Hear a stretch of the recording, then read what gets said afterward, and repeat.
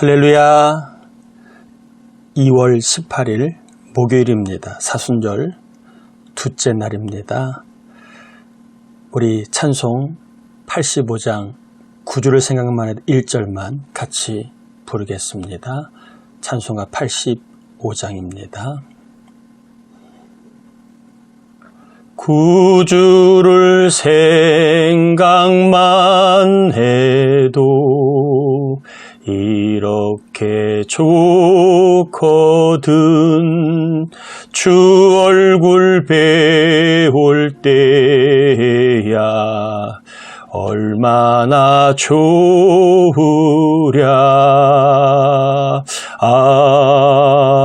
아멘. 기도합니다.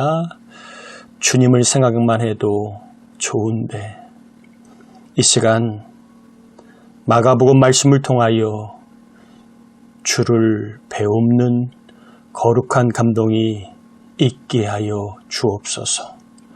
주 얼굴 보는 행복을 경험하는 시간이 되게 하여 주옵시기를 예수님의 이름으로 기도드립니다. 아멘. 오늘 필사할 말씀, 또 우리 함께 본문을 읽어볼 말씀, 마가복음 1장 21절에서 45절인데 42절까지만 좀 내용을 살펴볼 텐데요. 먼저 여러분이 필사하셨다, 또 본문을 읽으셨다, 그렇게 생각하고 본문을 바로 들어갑니다. 예수님이 안식일에 가버나움의 회당에 들어가 가르쳤습니다. 그런데 사람들이 놀랐습니다. 그 놀란 이유가 두 가지가 있는데 첫 번째 이유는 22절에 보면 이렇게 되어 있지요.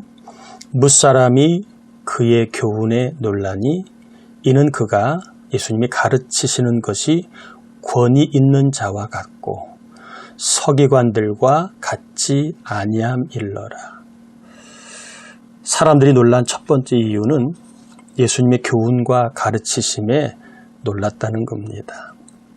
당시 서기관들은 그들의 가르침에 권위를 부여하기 위해서 유명한 랍비 혹은 스승의 말을 많이 이용하였지만 예수님은 이 랍비들의 말을 전혀 인용하지 않고 가르치셨습니다. 예수님은 사람의 말을 인용한 것이 아니라 랍비의 말을 인용한 것이 아니라 성경 말씀을 인용하셨습니다. 서기관들은 랍비들의 말을 해석하고 가르쳤지만 예수님은 성경을 해석하고 가르쳐 주셨습니다. 이러한 성경을 직접 가르치고 성경을 직접 해석하신 예수님의 교훈과 가르치심에 많은 사람들이 놀라게 됩니다. 두 번째로 예수님이 가르치실 때 사람이 놀란 이유가 27절에 나와 있는데요. 제가 한번 읽어보겠습니다. 다 놀라 서로 물어 이르되 이는 어찌미냐 권위 있는 새 교훈이로다. 더러운 귀신들에게 명한즉 순종하는도다 하더라. 사람들이 예수님의 가르침에 놀란 두 번째 이유는 예수님의 그 교훈이 권위 있는 새 교훈이기 때문에 놀랐다고 합니다. 예수님의 그 권위 있는 새 교훈에 이들이 놀랐는데 그 좋은 예로 더러운 귀신들이 예수님의 명령에 순종하여 나가는 일이 벌어진 것을 보고 예수님에게 권세 있는 권위 있는 교훈이 있음을 알고 놀라게 되었습니다. 예수님은 당시 서기관들과는 달리 성경을 직접 인용하여 가르치셨고 또한 말만 잘하는 서기관들의 가르침과는 달리 예수님에게는 신적인 권위가 있어서 더러운 귀신을 멸할 수도 있고 더러운 귀신을 명령하여 보낼 수 있는 것을 보고 놀랐다는 겁니다. 예수님의 가르침과 그 가르침의 권세를 보고, 즉 귀신이 나가는 걸 보고 놀랐다는 거지요. 예수님의 이 권위, 이것을 신적 권위라고 마가는 설명하고 있는데, 예수님의 신적 권위가 몇 가지 예로 나타났지요. 31절 보면 이렇게 되어 있습니다. 나아가 그 손을 잡아 일으키시니 열병이 떠나고 여자가 그들에게 수종드니라. 예수님의 신적인 권위로 베드로의 장모 열병이 떠나는 일이 벌어졌습니다. 그리고 34절에 보면 예수께서 각종 병이 든 많은 사람을 고치시며 많은 귀신을 내쫓으시되 귀신이 자기를 알므로 그 말하는 것을 허락하지 아니하시니라. 예수님의 신적인 권위로 각종 병든 사람이 고침을 받게 되었습니다. 그리고 예수님의 신적인 권위로 많은 귀신들이 쫓겨남을 당하게 되었습니다. 그리고 42절에 보면 곧 나병이 그 사람에게서 떠나가고 깨끗하여진지라. 예수님의 신적인 권위로 나병 환자의 몸이 깨끗하게 되었다는 거고, 그리고 그 나병이 그 사람에게서 떠나는 일이 벌어졌습니다. 당시 사람의 말을 인용하여 가르친 서기관들과 달리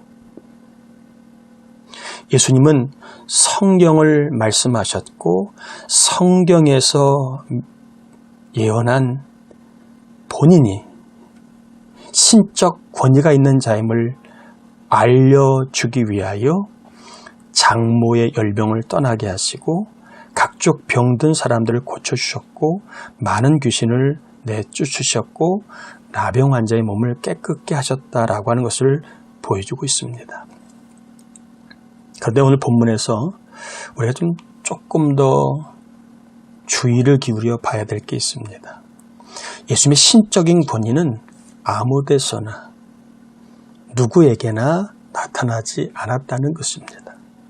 예수님의 신적인 권위가 누구에게 어디서 나타났는가가 우리가 좀 주의해서 봐야 되는데, 본문은 예수님과 함께한 자들에게, 그리고 예수님과 함께할 때에 예수님의 신적인 권위가 나타났음을, 보여졌음을 분명히 말씀하고 있습니다. 일례로 회당에서 예수님이 가르치실 때 그 가르침의 현장에 있었던 사람 중에 더러운 귀신 들린 자가 귀신이 나가는 일이 벌어졌고요. 예수님과 함께 있을 때에 장모의 열병이 떠나가게 되고, 그리고 예수님과 함께 있을 때에 예수님께 나온 사람들에게 병이 낫고 귀신이 쫓겨나는 일이 벌어졌습니다. 그리고 예수님께 나와 함께한 나병 환자가 예수님께서 그의 몸을 깨끗게 하심을 경험하였습니다. 예수님의 신적인 권위, 우리가 머리로 알고 있는 귀신을 명할 수 있고 병을 낫게 할 수 있고 그리고 우리의 질병을 고쳐줄 수 있는 권위, 예수님의 신적인 권위, 머리로는 알고 있지만 우리가 그 알고 있는 것을 어떻게 우리의 삶 속에 우리가 경험할 수 있는가? 우리가 예수님과 함께 하는 사람이 되면, 예수님과 함께 할 때 우리도 동일하게 신적인 권위를 경험할 수 있다는 겁니다. 여러분, 예수님과 함께 한다는 것은 무엇입니까? 예수님의 가르침에 귀를 기울이는 겁니다. 예수님께 나아가는 겁니다. 사순절 기간 우리가 믿음의 주를 바라보는 것이 예수님과 함께하는 겁니다. 사순절 기간에 나의 삶을 완전시키시고 내가 하는 믿음의 길을 끝까지 달리게 하실 분 예수님을 바라보는 것, 이것이 예수님과 함께하는 것입니다. 여러분 축복합니다. 예수님과 함께하면 예수님의 신적인 권위, 예수님에게 있는 새로운 교훈, 예수님의 그 권세를 우리는 경험할 수 있습니다. 특별히 예수님은 새벽에 한적한 곳에 가 기도하셨습니다. 신적인 권위가 있는 예수님이 왜 기도하셨을까요? 또 무엇을 기도하셨을까요? 첫 번째는 자신의 이적만 보러 오는 사람들이 이적만 보는 것이 아니라 자신이 메시아임을 알고 믿도록 기도하셨고, 또한 로마의 압제하에 삶의 풍랑 아래 인생의 괴로움 앞에 복을 모르는 자들이, 행복을 모르는 자들이 예수님을 믿고 천국을 경험하고 행복을 맛볼 수 있도록 기도하셨습니다. 말씀을 정리합니다. 우리가 예수님을 바라보며 믿음의 주를 바라보고 나를 온전케 하시고 내 삶을 믿음으로 완성시키실 예수님을 바라보면 우리도 예수님의 신적인 권위를 경험할 수 있습니다. 하나님이신 예수님, 악한 것들을 명하여 내보내시고 죄를 이기게 하시고 좋은 것으로 회복시키시고 우리를 깨끗게 하시는 주님의 신적인 권위를 경험할 수 있습니다. 또한 더 나아가 신적인 권위를 경험한 우리들도 또 다른 사람들이 예수님의 신적인 권위를 경험하도록 기도해야 합니다. 예수님이 메시아임을 예수 믿고 예수님 말씀을 따라 천국을 경험하고 행복한 삶이 될 수 있도록 우리가 기도할 때에 예수님의 신적인 권위가 우리와 우리가 기도하는 사람들에게 임하고 나타날 줄 믿습니다. 특별히 이 나라 온 국민들에게 예수님의 신적인 권위가 임하도록 기도합시다.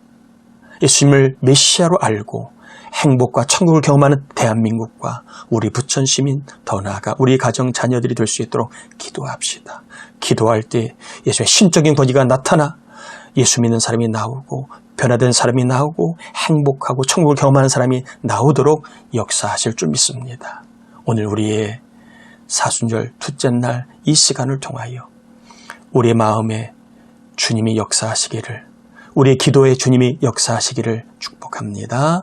기도합니다. 하나님, 사순절 둘째 날을 맞이하여 마가복음 1장 21절에서 45절까지를 배웠습니다.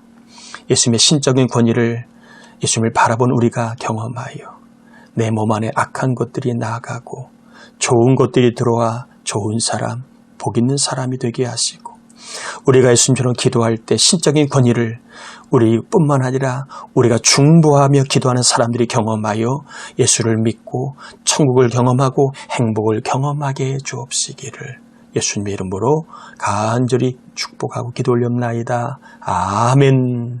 오늘도 좋은 날, 복된 날, 행복한 날, 천국이 경험하는 날 되시기를 축복합니다.